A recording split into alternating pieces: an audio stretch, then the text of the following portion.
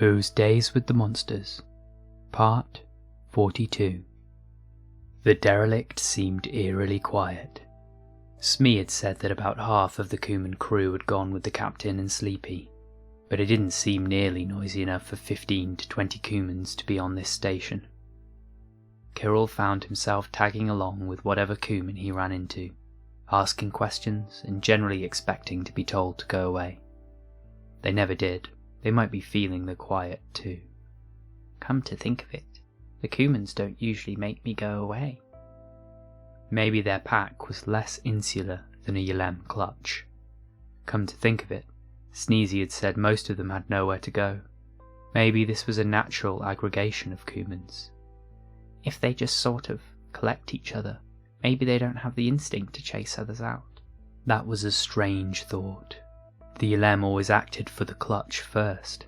The Cumans seemed to act for their pack, but they did it in a strange way with many exceptions. They acted for their pack, but still went to war against the Tizics when their entire pack was safe. That could have completely destroyed the entire crew, but they still did it. The Cuman crew was almost united, but they still had petty squabbles between them where the Ylem would have left the decision to the entire clutch.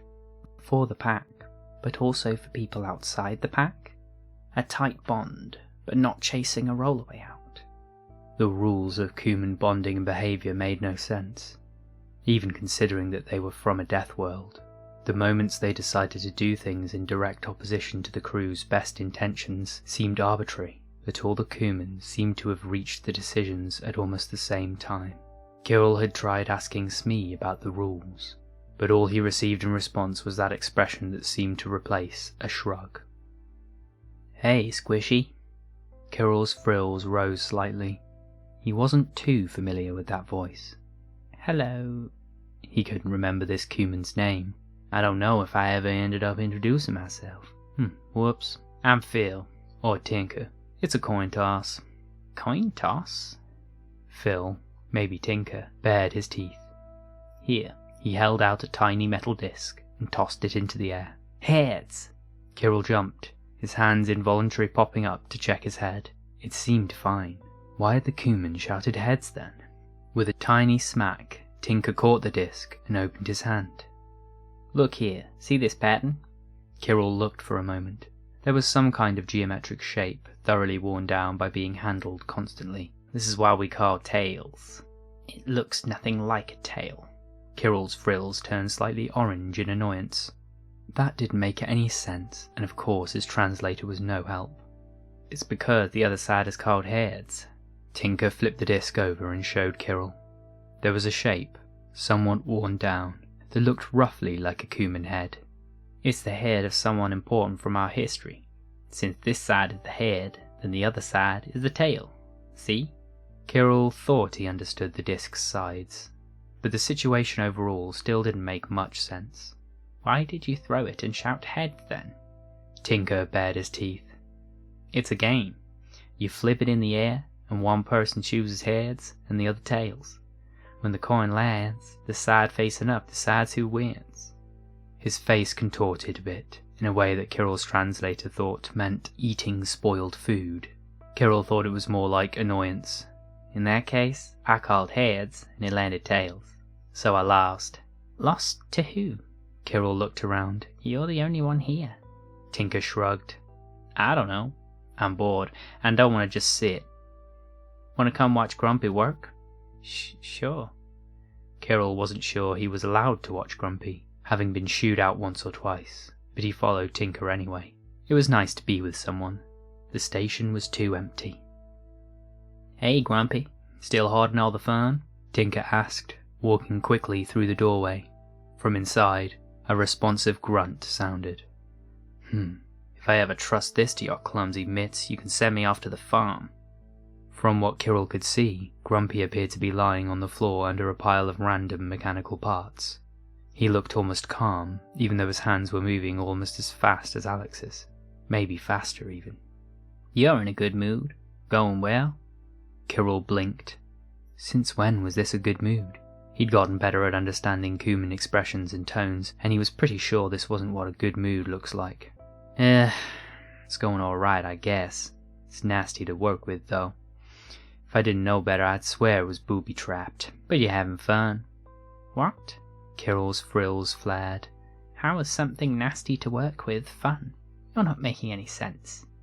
Tinker bared his teeth a bit, shaking his head and looking down at Grumpy's legs.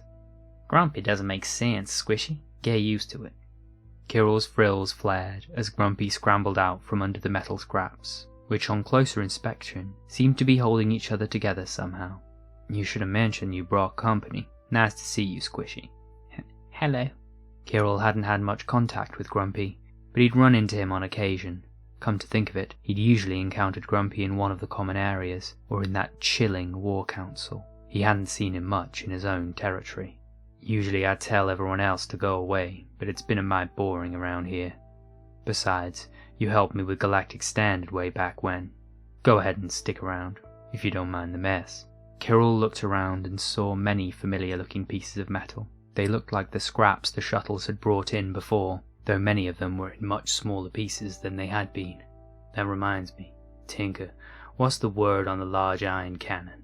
Kirrel's frills rose, flushing bright red with alarm. "Iron cannon?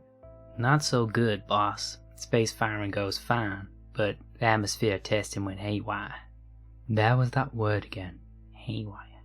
Kirrel had tried and failed to pronounce it several times.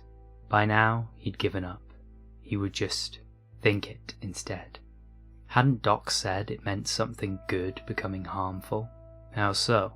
Grumpy lay down on his back and wriggled his way back under the pile of metal with astounding speed and almost a strange kind of grace.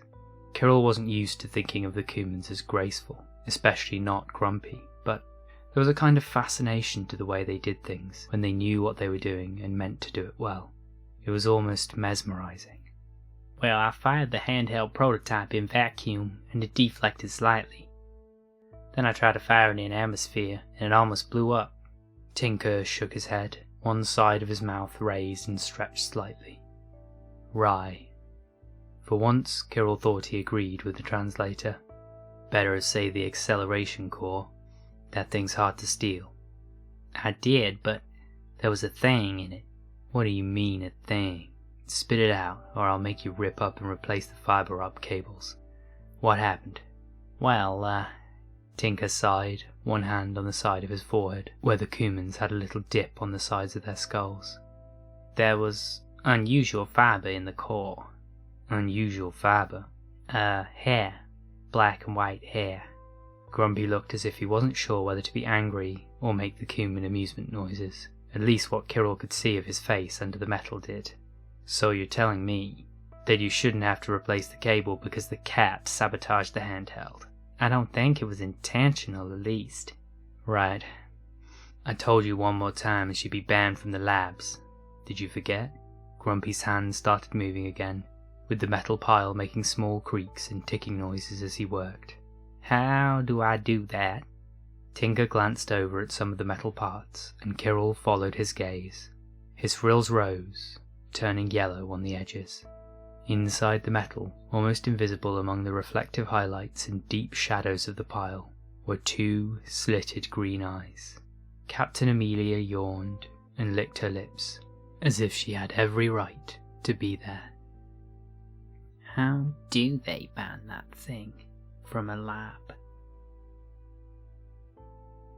Thank you for listening to Those Days with the Monsters.